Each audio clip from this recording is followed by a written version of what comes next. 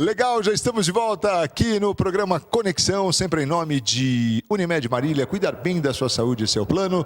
Vitalícia Levíssima Água de Marília, Oral Center Odontologia Especializada. Também conosco a Companhia da Lapa, Reforço de Fundações na São Vicente 235 e Unimar, Universidade de Marília, com o vestibular 2018 com as inscrições abertas. A gente está falando aqui da influência da mídia no aparecimento de psicopatias. Psicopatologias. Psicopatologias. Transtornos mentais. Transtorno mental. Ana, me ajuda, facilita esse nome. Mas olha, eu estou aqui com a Ana Gláucia Lima, que é psicóloga com especialização em urgência e emergência pela FAMEMA e está aqui conosco para falar sobre esse assunto muito interessante. Já mencionou aqui e já detalhou para a gente quais são assim os mais frequentes, né? As psicopatologias mais frequentes, que são aí ansiedade, depressão, pânico e também transtorno bipolar. Transtorno bipolar também. Ana, vamos falar um pouco do pânico, porque eu acho que o pânico ele tem muito a ver para essa questão dos horrores, da violência. Tem a ver realmente? Porque o pânico, a narrativa de quem tem é de que é um medo uma sensação incompreensível, de morte. uma sensação de morte, né? É um medo, muitas vezes, muito subjetivo, né? Muitas vezes não tem nada concreto. Porque assim, quando a gente tem um estímulo concreto de medo, você entrou um ladrão na sua casa, você vai ficar com medo. Isso é natural, isso é humano. Agora, você ficar imaginando que vai entrar um ladrão na sua casa e você desenvolver todo aquele estresse, já é um medo subjetivo, né? O pânico, ele é o pico de uma ansiedade. O pânico é a ansiedade no máximo dela, que são os ataques de pânico, né? E existem pessoas que têm alguns ataques de pânico aqui e ali. E existem pessoas que têm recorrência de ataques de pânico que a gente já caracteriza como transtorno do pânico. E o pânico é um medo fora do comum. Então a pessoa, ela tem palpitação, tem sudorese, tem tremores, ela tem a impressão e sensação de morte, de despersonalização, desrealização. Então a pessoa ela tem todo o traço do medo insistente e de um medo aterrorizante. Esse é o pânico. Então, eu li um livro um dia que chama Síndrome do Pânico, eu não lembro o autor, me perdoe, mas era um livro que era o próprio paciente descrevendo suas crises. Então, quando você vai lendo o livro, vai te dando até um negócio, sabe? Porque ele ficava com um medo horrível, e é um medo, ele é subjetivo. Inexplicável, né? Então, e aí, né? Onde entra a mídia nisso? Aonde entra a mídia? Você vai sendo exposto a um rapaz que colocou fogo nas crianças na creche. Aí você leva seu filho para a creche. Pois é. E aí você fala assim, meu Deus do céu. Será que tem um rapaz aqui que... Será que isso pode acontecer com meus filhos? Por quê? Você acha que aquelas mães acharam que ia acontecer com os filhos dela em algum momento? Imagina, nunca. Então aí você começa a trazer uma irrealidade, uma situação irreal para sua cabeça, e aquilo começa a se tornar real, e você começa a ficar apavorado com aquele pensamento. Aquele pensamento sem crítica, sabe? Aquele pensamento sem realidade. Você pode ter um ataque de pânico, entende? E pensando em algo assim, que não é real, mas é um fato distante, isolado e tal, aconteceu, é verdade, mas daí trazê-lo para a minha realidade é demais. Sim. Porque imagina se a gente for trazer para a nossa realidade todas as catástrofes. Exatamente. Aí a gente pode desenvolver uma limitação, a gente pode não querer sair de casa mais, a gente pode desenvolver uma persecutoriedade, a gente pode desenvolver alucinação, que aliás era o problema do... Então, pelo que eu li... Como é que é isso? Que eu li, ele tinha essa mania persecutória. Ele tinha um diagnóstico, né, de algum transtorno mental, eu não me lembro ao certo qual que era, mas que ele tinha, assim, episódios de persecutoriedade, que diz que ele achava que a mãe dele estava envenenando ele. Eu li isso também. Né? E até ele se mudou da casa da mãe por conta disso. Há 3 anos atrás ele teve essa queixa. E aí disse que o pessoal, acho que ele era da prefeitura, né? E aí o pessoal pediu para ele ir procurar o CAPS, procurar isso, disse que não procurou. Então, assim, tem muito pano de fundo, né, Marcos, por trás de tudo isso. Pois é. É claro, o cara foi um monstro, todo mundo tá acabando, ninguém foi no enterro, tem toda aquela coisa bem traumática na figura desse senhor. Mas existe um pano de fundo não justificável. Sim, claro. Não justifica a ação dele. Mas era uma pessoa que estava em sofrimento. Totalmente. No mínimo, ele estava em sofrimento, né? E aí eu acho Porque ele tinha fogo no próprio corpo também, né? Você entendeu? Eu acho tão interessante que assim... Aí você entra naquela coisa, se você não ama a si próprio, você não vai amar ninguém. Quer dizer, como é que, né, você vai esperar que ele respeite ou que ele preserve a vida de alguém se ele não preserva a própria vida? Não é? Se ele não tem sentido nem para a própria, né? E aí eu fico pensando assim, a gente teve todo um movimento solidário e você percebe como as pessoas são boas mesmo. Nós somos solidários, nós somos humanos, né? Assim, temos essa humanização dentro de nós. Então as pessoas se mobilizaram. Eu li também que médicos lá de Santa Catarina queriam vir para tratar os queimados, tal. E aí eu fico pensando e me indagando, né? Por que toda essa solidariedade, essa força, esse amor ao próximo, a gente não consegue colocar em prática antes de acontecer as tragédias? Por que a gente não consegue olhar aquele senhor porteiro vigia dentro de toda a sua loucura e tentar ajudá-lo de alguma forma? Por que a gente talvez minimize queixa? Eu tenho duas respostas para isso aí, prováveis.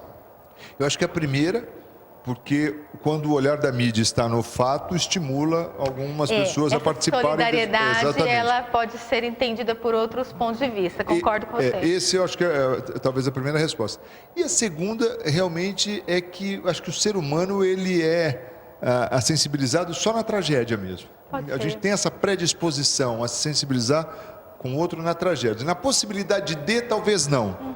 Mas talvez a gente não veja essa possibilidade dele. Também, A gente não consegue olhar, a gente não consegue pensar na possibilidade de um cara jogar fogo no criança. Você não espera, entendeu? é bem isso. Ou fazer alguma coisa assim, né, tão trágica. Às vezes a gente minimiza muito queixa assim, nossa, a gente minimiza mesmo, a gente não dá valor. A gente não dá valor para as nossas, vai dar valor para os outros. Bem quantas isso. pessoas arrastando depressão, arrastando ansiedade, arrastando psicopatologias aí, e não se dão esse valor. Como que eu vou dar valor para o outro se eu não dou valor para mim mesmo? Né? Você falou bem, realmente, esse é um outro ponto que a gente percebe que esse tipo de doença encontra. Né? As pessoas valorizarem esses sintomas e não só minimizarem, como muitas vezes banalizarem. Né? Os familiares podem fazer isso. Não só familiares, infelizmente, sabe? Eu tive contato com uma pessoa e eu fiquei muito triste. Eu não sei nem se eu falei isso em algum lugar, mas eu fiquei muito triste com o que ela me falou. Ela tentou suicídio e aí ela foi lá, né, para o atendimento médico e tal. E ela não queria, porque suicídio, quando a pessoa está em risco, tentativa de suicídio, ela é encaminhada para uma internação. Né? Quando há vagas, ela é encaminhada para uma internação porque ela está em risco dela de tirar a própria vida e também de machucar as outras pessoas. E aí ela não quis a internação porque ela tinha criança para cuidar, enfim. E aí diz que o profissional de saúde falou para ela: você tem criança para cuidar? Pensasse isso antes de tomar os seus remédios. Então assim, gente, se o profissional de saúde, que é uma pessoa que a gente pensa que é uma pessoa entendida, que estudou, que sabe os limítrofes da nossa mente, que sabe as oscilações, a labilidade emocional que as pessoas têm, faz isso, imagina quem é leigo. É verdade. Você entendeu? Pensasse antes de tomar essas medicações. Puxa vida, se ela tivesse pensado antes de tomar medicações, meu amigo, ela não teria tomado. Ela não conseguiu pensar. Né? O problema é esse, né? É essa a grande questão. A limitação no pensamento. Entende? Então, por essas e outras, que muitas pessoas negligenciam seus próprios sintomas e negligenciam muito mais os sintomas do outro. É muito comum, em situações de depressão, principalmente, a pessoa...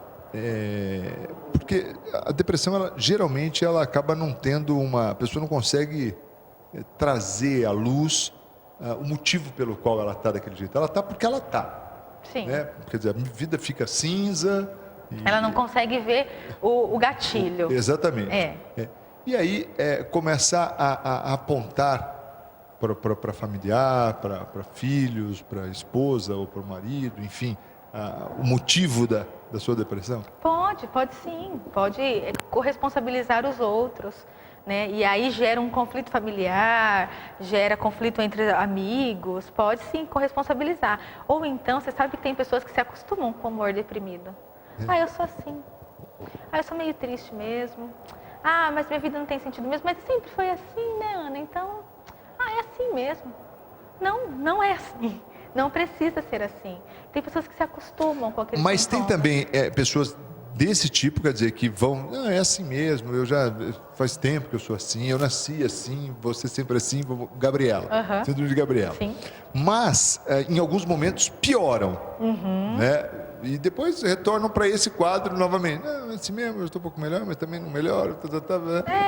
Meio... E ter o fato de você ir e voltar, quer dizer, ter recaídas e não tratar realmente como se deve, com o passar do tempo, isso pode se tornar crônico, ou seja, Pode. Porque se é uma doença da mente... a situação já é crônica, né? Porque a minha preocupação é assim, se é uma doença da mente, quer dizer, se você da psique, você, de repente, convivendo com aquilo por muito tempo, né, e aquilo não deixando mais você voltar como era antes dessa doença, não é rotular, né? Na verdade, sim, mas você forma uma ideia que, quer dizer, de que é assim mesmo. Que a normalidade é essa. O Marcos, é interessante que a gente trabalha com padrão de comportamento.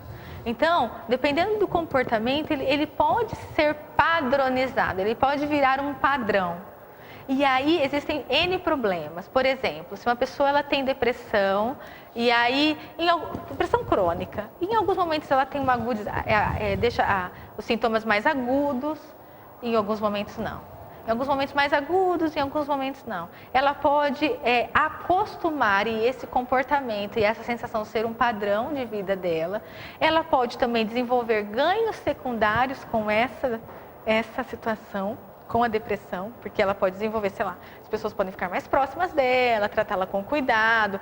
Com a fulana de tal a gente tem que ir devagar, a gente tem que dar notícia mais devagar para ela, porque ela tem depressão, sabe? Então ela pode criar também um ganho secundário com isso, inconsciente ou consciente.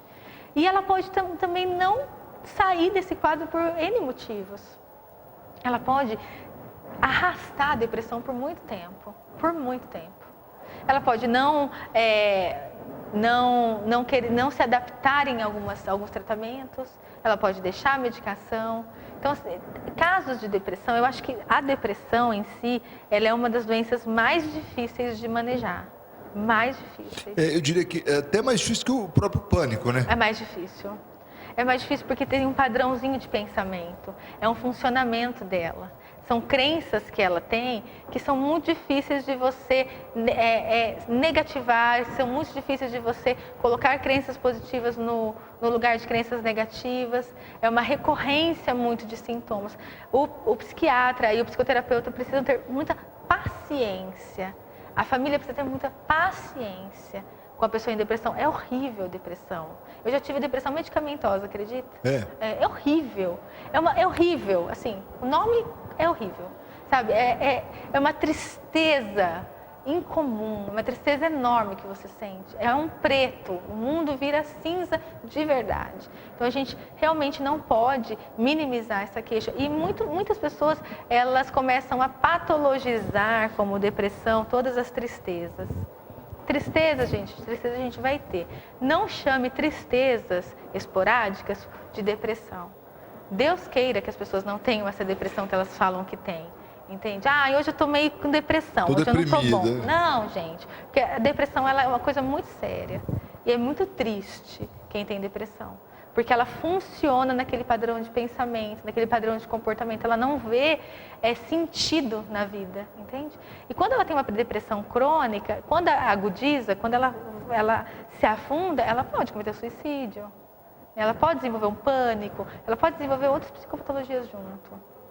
Deixa eu ir rapidinho para mais um intervalo. A gente volta na sequência conversando aqui com a Ana Gláucia Lima, que é psicóloga, especialista em urgência e emergência pela Faculdade de Medicina de Marília. Está aqui com a gente para falar um pouco mais aqui sobre essas doenças, né, da mente que realmente surgem e podem surgir a partir de fatos da mídia, os acontecimentos midiáticos. Rapidinho intervalo e a gente volta na sequência. Em nome de Unimed Marília, cuidar bem da sua saúde, esse é o plano. Vitalícia Levíssima Água de Marília, Oral Center Odontologia Especializada. Conosco também a Lapa Reforço de Fundações e Unimar Universidade de Marília, com vestibular para 2018, já com as inscrições abertas. Não perca, faça a sua. A gente volta na sequência. Até já.